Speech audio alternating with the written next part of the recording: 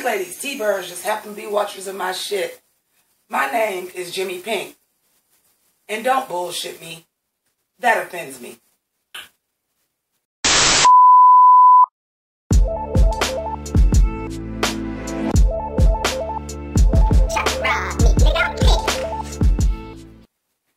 So, kids, this is Pose, Season 1, Episode 3.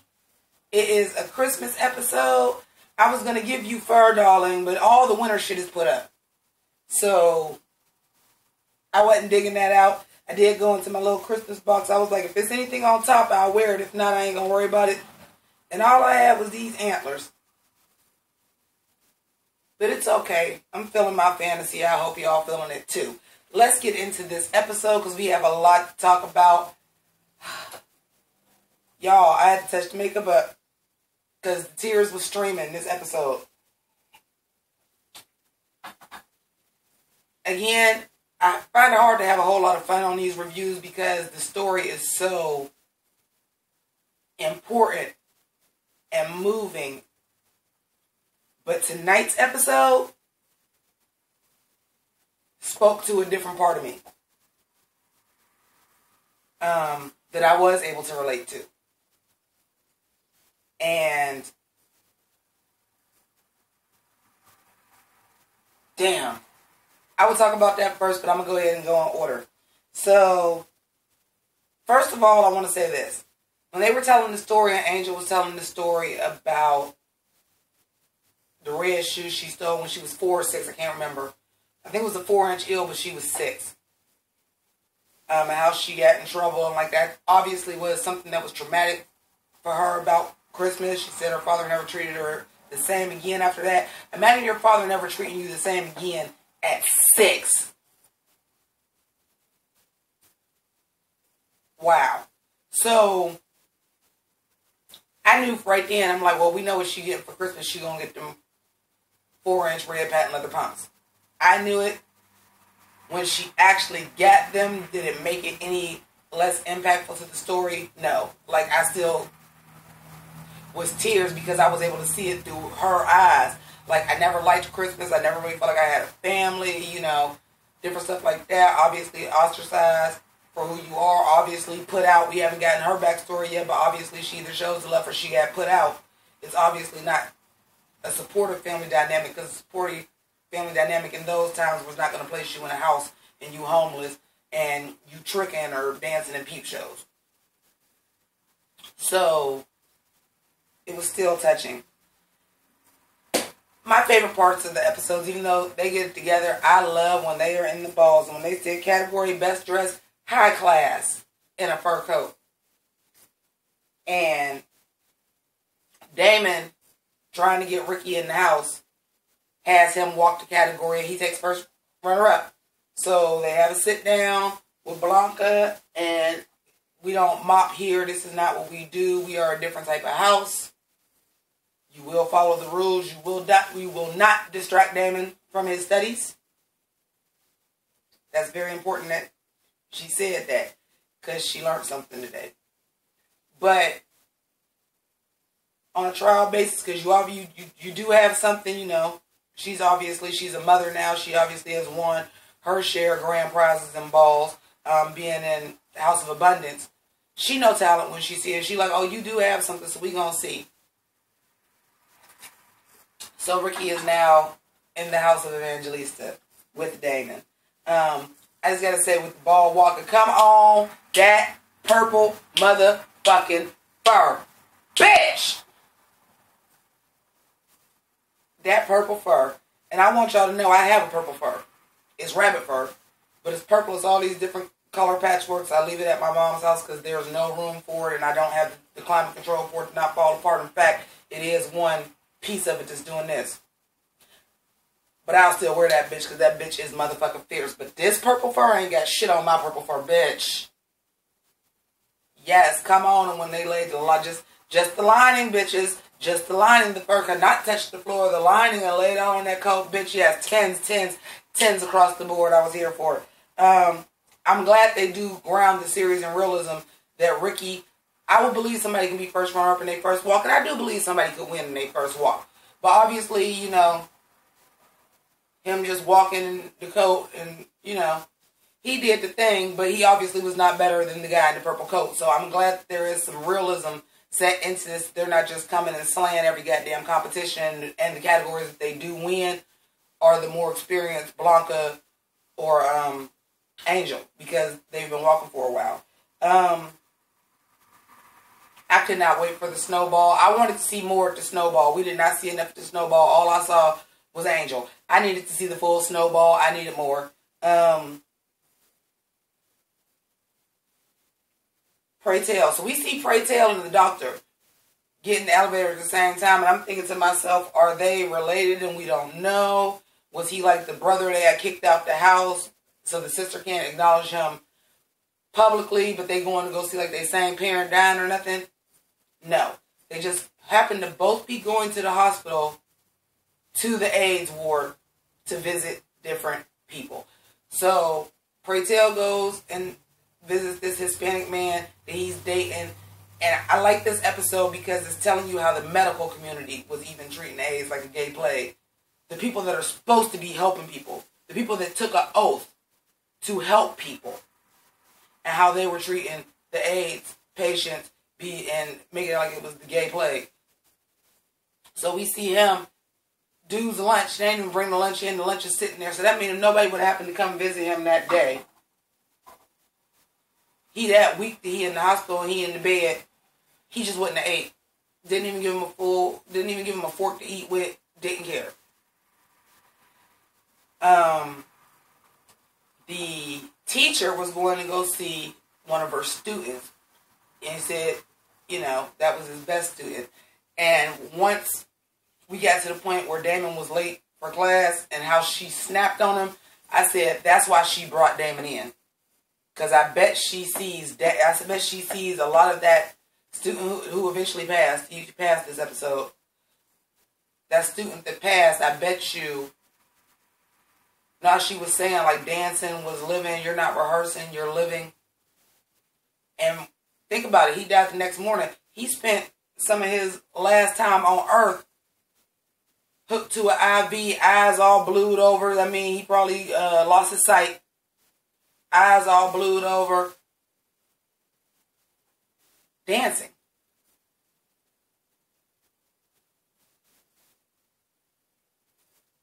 That metaphor was done so well. We just heard her say last episode, rehearsing is practicing for life. Dancing is living. And that man took some of his last breath to get up and dance. Ripped his IVs out and everything. Just to dance. He didn't remember doing it. That was his inside. That's what he wanted to do with his last few moments of his life. This episode gave me the feels, y'all. Like, oh my God. That's why I had to get a glass of wine, because that shit. One day I will do a video about anxiety disorder and things that are triggers and how certain stuff will kick that shit in if your medication and shit is not in check, which mine is not. And I've discussed it on videos many times that I am trying to get a new doctor so that I can get my meds adjusted and also get checked for depression, but that's neither here nor there.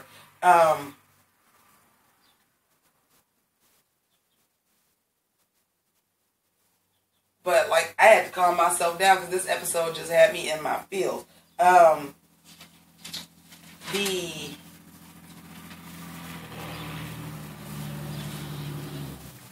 the parallels that I feel like, and maybe not, maybe that was just something for us to see, that this teacher saw something in Damon that she probably saw in this other student, but also just a parallel of how they were making like, yes, AIDS, especially at that time, was very devastating to the gay community, but how it actually did affect everybody. So I feel like this fancy dancer teaches at this upscale dance school that's living this perfect, wonderful, normal life was still affected by the AIDS epidemic. So Stan finally takes Angel to her apartment. Bitch, that is laid out. And if you don't know about that motherfucking lamp that reaches over like this, then you probably just ain't motherfucking old enough, bitch, because everybody had that. But I'm sure that was probably the original version by about 88, 89. Everybody had it because they was mass producing it and copying it. Same shit that goes on today. Same way as Jessica Simpson's shoes is what Charlotte Ruse's shoes look like. Eventually, it trickles down to the same thing like how Family Dollar now got the mermaid sequence pillows. Some designer does it, and eventually it trickles down to the parts are cheap enough that it can be mass produced. So that lamp was the first go around, so that lamp probably was some money. But later out, I knew right then, I just want you to promise me one thing. And of course, nobody wants I don't want anything for Christmas, but what you wanted was that man, just for an hour. On Christmas Day to make it really feel like a home. And of course, he had the best intentions. Yes, I can do that. And the devastation that followed, we're going to get in that to a minute because I'm going to need a little bit more sip of this before I get into that because that was a trigger for me. That was a big trigger for me. But anyway. So, it's Stan's idea that every time somebody uses one of Trump's properties in a movie, that he has to get a cameo in the movie. Pink Ladies T-Bird, somebody do me a favor and look me up. I know it's not Stan. Just like I know it wasn't Don Draper that actually came up with, I like to give the world a Coke and teach it how to sing or whatever, how to cover that fuck up. But somebody look that up and say, is that a clause? And is that why Trump had appeared in so many movies and TV shows and shit? Somebody look that up for me and tell me if that's a real thing, that if you use one of his properties in a film or a TV, that he has to make a cameo. Please, somebody look that up and tell me if that's true. I feel like Ryan Murphy too goddamn slick for that not to actually be true.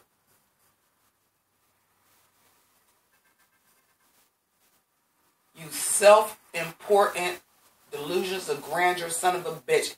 And half of America just fell for that shit. I ain't trying to get my social justice warrior on, but this is more what I wanted to see. Like the subtle shit like this. You see how I just went to that leap from that? If you're going to do it, and I just talked about it in clause, if you're going to do it, and it's part of the story, and it fits into the story, and it doesn't feel like it's forced, and you're not doing it heavy-handedly, then by all means, that's what art is. Tell your truth. Say what you want to say, your political beliefs, your religious beliefs, anything. That's what art is. Just don't make it over the head. That, how I just got to that leap, I hope everybody just got to that leap. Like, of course they thought that was a good idea. You have to understand, he started in real estate, so he was owning, at that time, you damn right, anything in fucking New York. And I bet you this. Somebody else looked this up for me too, Pink Lady Seabirds. And because of that is Ryan Murphy specifically, as much as y'all in New York in the 80s, specifically making sure not to shoot around any of Trump's properties. Somebody looked that one up for me too.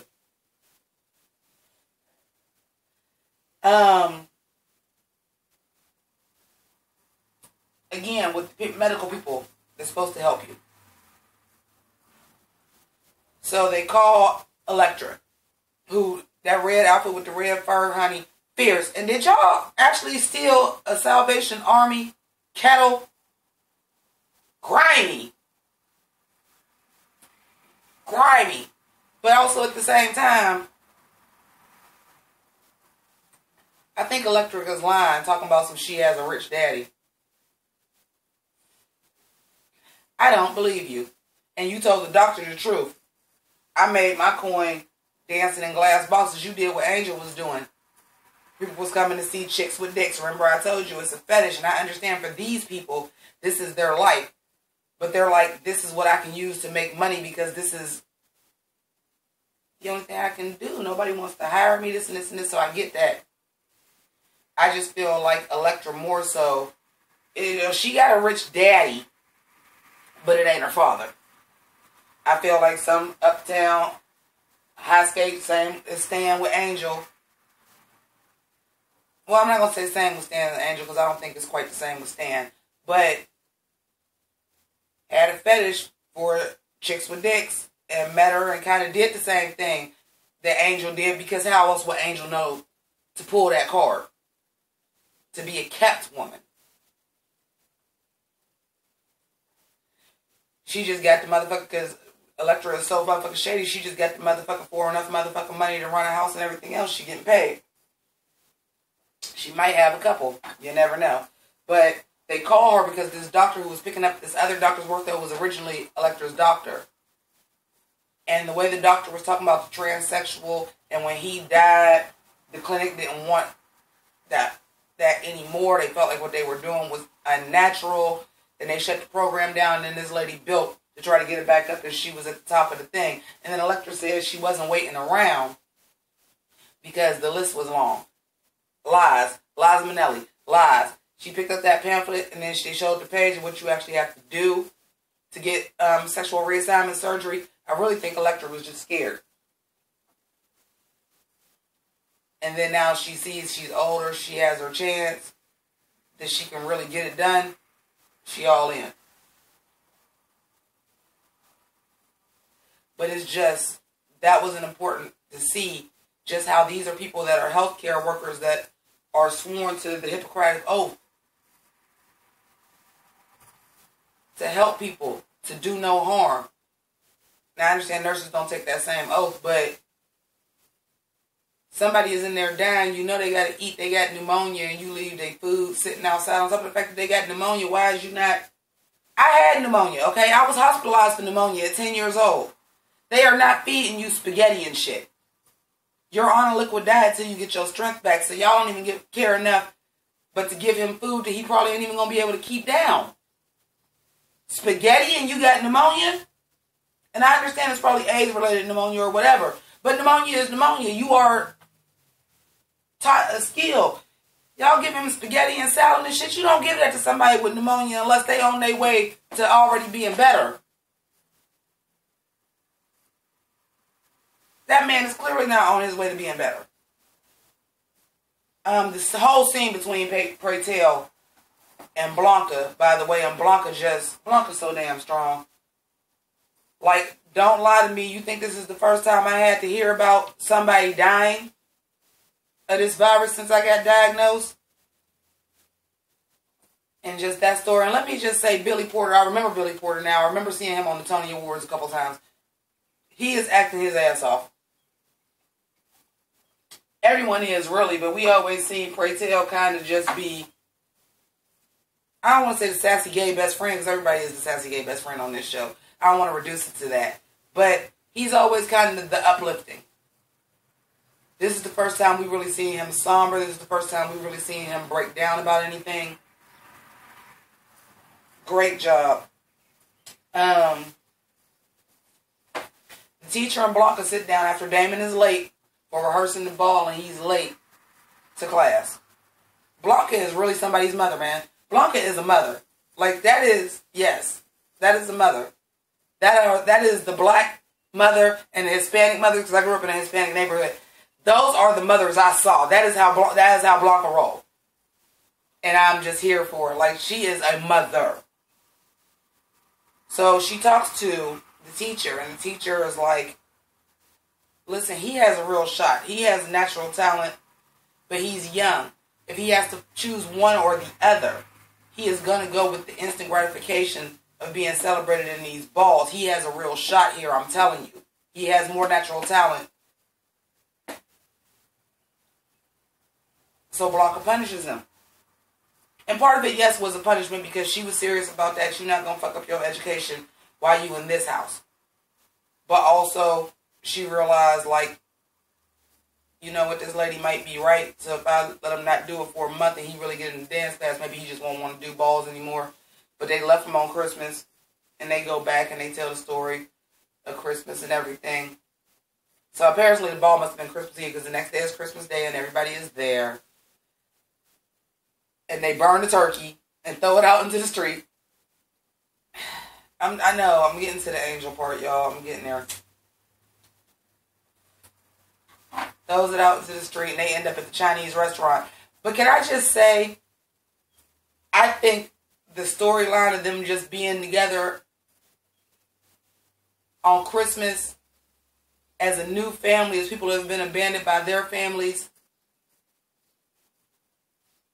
still making a special Christmas, against all odds. I think the turkey being burned, like, it's cliche. But in this case, I feel like it was so relevant because it's like these people are a family no matter what, against all odds. And we still gonna have our first nice family Christmas no matter what. So they end up at the Chinese restaurant. They bring the gifts and everything. Again, we knew Blanco was going to get these shoes. Speaking of Christmas gifts, Ricky buys Damon a Walkman. He's like, no, I did not mop it. I paid for it. And Damon gives Ricky his virginity. Yeah, that's a Christmas gift you can't get twice. That's a damn good Christmas gift. But I kind of love their dynamic, and I love their first budding love, and I love that, you know, because that does happen in real life. You see somebody like, they used to be a hoe, they was fucking everybody, and now they married. He was just that one. Then, you know, stopped and settled down. He wasn't even fucking them, you know. So I like their dynamic. I like their relationship. I think it's sweet. I hope they stay together. Vanderbeek. Oh, Vandy. Our Trump avatar. The true antagonist of the show. Because they want us to think it's Electra Abundance. It's not. She's just another aspect of what that life is and how some people did just become that heartless and that cold and that full of themselves because they can never do it anywhere else. Our true antagonist is James Vandertrump. James Vandertrump is mad that Stan went to this idea about Trump doing cameos to the board. You didn't come to me first? Probably shouldn't have, because he just stole the idea and not gave you credit anyway because he ain't shit. But when he had brought them gifts to the wife, I said, what you up to? What you up to? You gonna try to fuck the wife. You gonna try to fuck the wife. And he did. But I thought that's what he was gonna do, is just try to fuck the wife to get back at him. Oh no, he spilled tea, honey. I never called him in to work early. I don't call him in to work. I'm the only person that he reports to, and I never called him in. You know, some guys, I was like that. Success tastes good, and you want the new cars, and the new clothes, and a new girl. Not really realizing that what's important is family. No, what's important is keeping up appearances because you told him, that man, to himself. You don't leave your wife. It felt like it was almost like the mafia. You don't leave your wife. You have your bitch on the side. You take care of her. You do what you're supposed to do. I don't care if you can't stand your wife. You don't leave your wife. You keep up them appearances. You keep that nice white life. That nice white wife. You don't get that Puerto Rican lady. And I'm still going to call her a Puerto Rican lady because she's a transsexual female. She is a Puerto Rican lady. However, in the eyes of the show, you don't know that ain't a lady.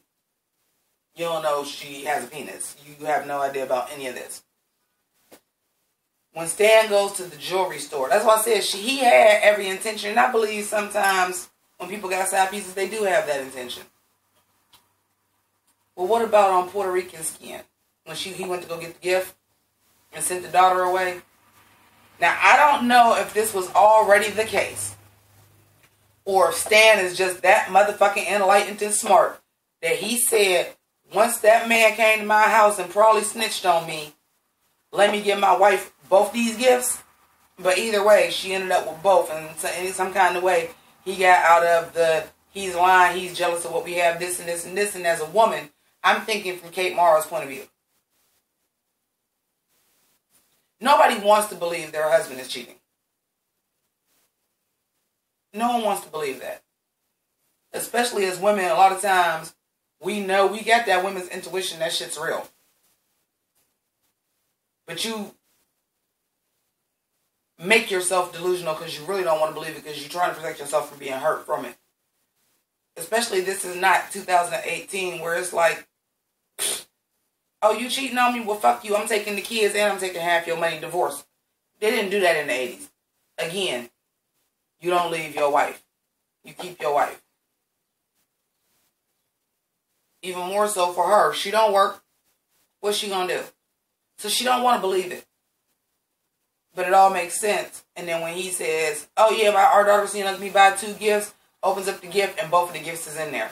Now, I'm thinking either he was going to buy that for Angel or he was buying it for his wife, but he was just thinking about Angel. Like, if I could give her something, I would give her this. Kind of a deal. Or when my wife wear this, I'll think about Angel. So she started getting into some shit. He started getting into some shit like, we'll put this necklace on so we can fuck. Now we into some psychological weird shit. But when Angel got into that apartment and said she felt so safe, I just know Angel is not going to make it to the end of the series. I just know it. She is Venus Extravaganza. I just know it. I just don't know at this point who's going to kill her.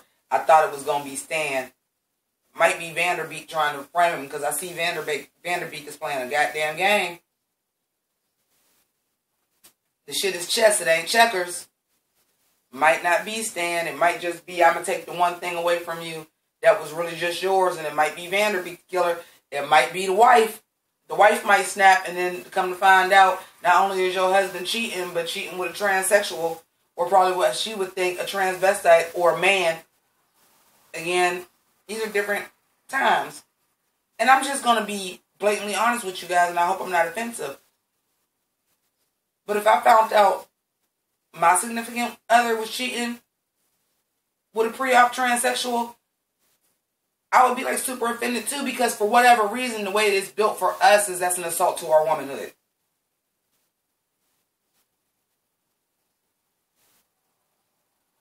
You wanted a dick. I'm just being honest. Like, I'm human. As LGBTQIA friendly as I am, as gay adjacent as my channel is, as much of an advocate as I am, yeah, I would be hurt by that. A little more hurt than if it was a biological female. I'm just being honest.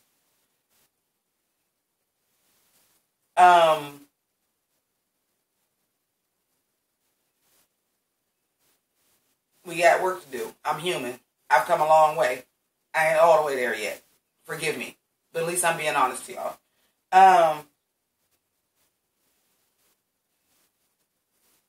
But Christmas. And I need to talk to my ladies for a minute.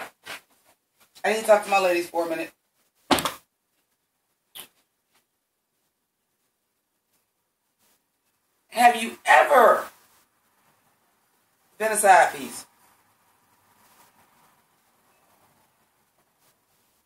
In life. And I'm saying that to say this.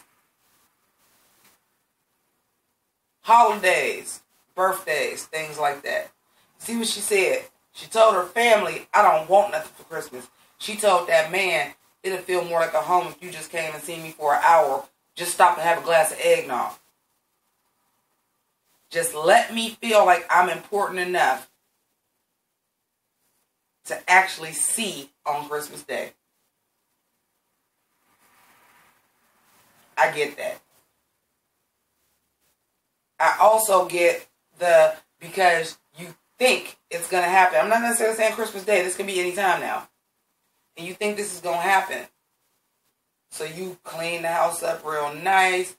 You got the food cooking. In this case, cookies is Christmas. I got cookies. But you got the food cooking. You got everything prepared. You might already have the motherfucking drink, the smoke, whatever. You might already have everything set up. You taking your time getting dressed. You taking the good shower. Y'all know what the good shower is. Good shower where you be in that bitch for like 45 minutes because you are doing everything. You are washing your hair extra clean. You are making sure your punani, your underarms, and your legs are shaved extra close. Maybe all the way up this time. Kamehameha attackers blazing, I'm so amazing. Chip animation and anime on your clocks and stations. So fulfilling, no adults, women for about an hour. Revealing power and forth without some monkeys cowards. More confirmation for optimism, for our transformation. A good vibration from beat for the gods. You fancy, huh? Hair done, nails done, everything did.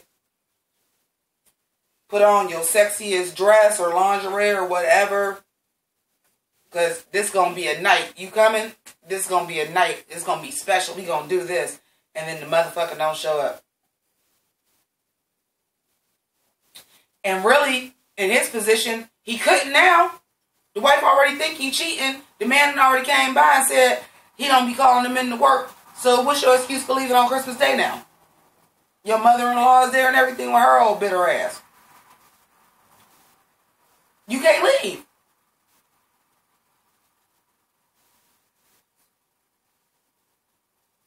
I knew Angel was going to be devastated, so it was nice that she got the red shoes.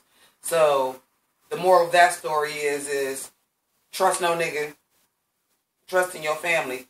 Trust who really got your back. Somebody that is married to another woman, they might put you in a fancy apartment. They might give you money. They ain't really got your back, though. They got that bitch back. He gonna pick his wife and kids every goddamn time. But your family didn't let you down. They was there for you. Now, don't get me wrong. Family lets family down sometimes, but they're there for you. Unfortunately, sometimes, like we talked about claws, some people don't have that luxury. But in this case, that's the moral of the story. So I want to know what all of you guys' thoughts are. I'm very, very excited. I couldn't watch anybody else's review of Pose till I watched it. So I got up bright and early to do that. The Claws review just went up before this. So thank you all so much for joining me for Pose Season 1, Episode 3. Thank you to my patrons. I appreciate you guys so very much. As y'all know, I said every video, I appreciate y'all more than y'all will ever understand. That goes the same for the people that are able to donate to my PayPal. You may not be able to do monthly at Patreon. I want a whole video with that shit going off. You may not. Well, why a bell went off? Click that bell down there for the notification, and also subscribe to my channel. Become a Pink Lady or a T-Bird today, and become a member of the House of Grease. Call me mother. Anyway, thank you to my PayPal. If you have it, even $1 helps. Because guess what? A stage in a rock will cause a hole. So, everybody got $1. 20 people give me $1. That's $20 a month. So, every little drop helps if you got it. If you don't, that's fine. Just join the House of Grease by becoming a Pink Lady or a T-Bird today. You can also do that by clicking Sailor Jimmy at the end of the video. I'm going to go ahead and roll out. Feliz Navidad. And keep it greasy. Deuces.